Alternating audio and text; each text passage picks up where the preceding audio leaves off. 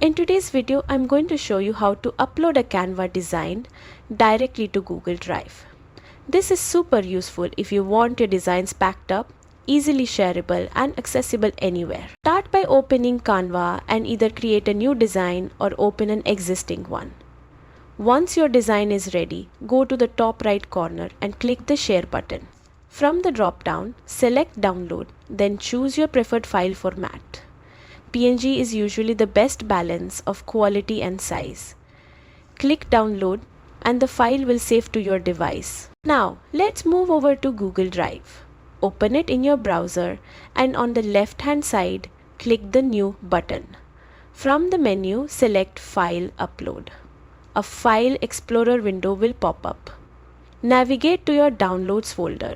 Select the Canva design you just saved and hit Open. You'll see an upload bar appear at the bottom right, and once it finishes, your Canva design will be securely stored in Google Drive, ready to access, organize or share whenever you need. And that's it. You've just learned how to quickly upload a Canva design to Google Drive in a few simple steps. If this tutorial helped, don't forget to like and subscribe for more easy tech and Canva tips.